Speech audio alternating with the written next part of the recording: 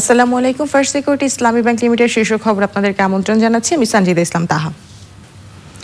ঢাকা বিশ্ববিদ্যালয় কেন্দ্রীয় ছাত্র সংসদ ডাকসুর সহ সভাপতি নির্বাচিত হয়েছেন সাধারণ ছাত্র অধিকার সংরক্ষণ পরিষদের নুরুল হক নূর। সাধারণ সম্পাদক হয়েছেন ছাত্রলীগের গোলাম রাব্বানী। সোমবার রাত 3:30টায় সিনেট ভবনে বিশ্ববিদ্যালয়ের উপাচার্য ও ডাকসুর সভাপতি মোহাম্মদ আখতারুজ্জামান ফল ঘোষণা করেন।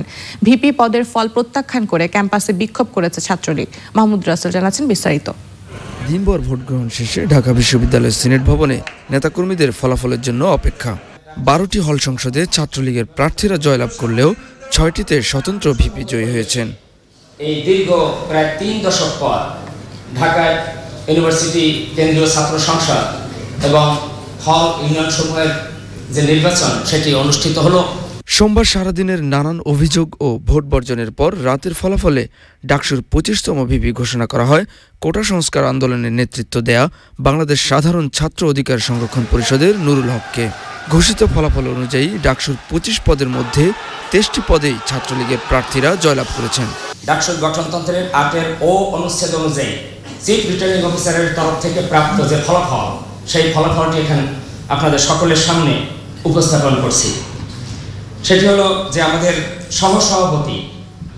সহসভাপতি পদে মোহাম্মদ নুরুল হক, তিনি পেয়েছেন 11,062 ভোট এবং নির্বাচিত। ফলাফল ঘোষণার পরপরই বিক্ষোভে ফেটে পড়ে ছাত্রলীগের নেতাকর্মীরা।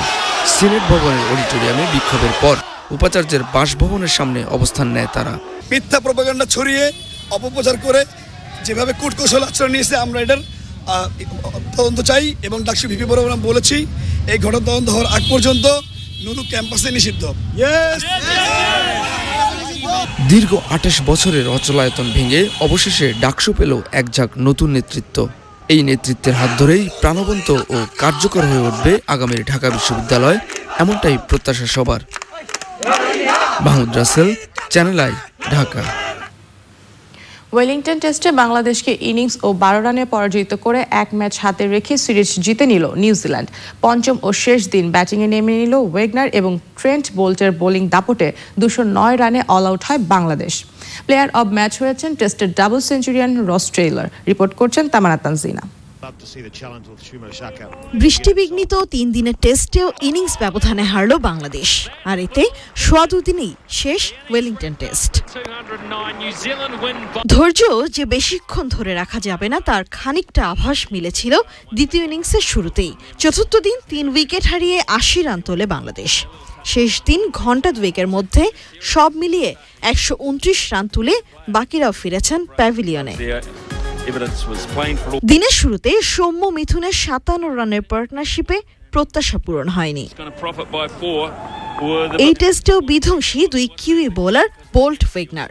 সৌম্য 28 আর মিথুন ব্যক্তিগত 47-এ ফিরতেই 1 রান করে লিটনেরও বিদায়। ততক্ষণে বিধ্বস্ত বাংলাদেশের ব্যাটিং লাইন আপ।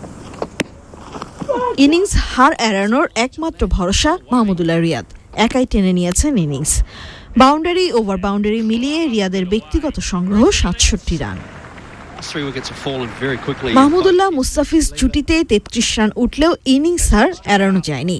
ওয়েগনারের 5 আর বোল্টের 4 শিকারে বাংলাদেশের ম্যাচ শেষ 209 রানে। দুদলের 15 টেস্ট ম্যাচের 12টিতেই জিতেছে নিউজিল্যান্ড, যার 7টিতে ইনিংস ও রান ব্যবধানে হেরেছে বাংলাদেশ। সেই সাথে ব্ল্যাক ক্যাপদের বিপক্ষে 8 টেস্ট সিরিজের 7টিতেই হারল বাংলাদেশ। ক্রাইস্ট চার্চে সিরিজের তৃতীয় ও শেষ টেস্ট শুরু 16 March. Tamanna Tanjina, channel I. দর্শক, এই ছিল এখনকার মতো শীর্ষ খবর। সঙ্গে থাকার জন্য ধন্যবাদ।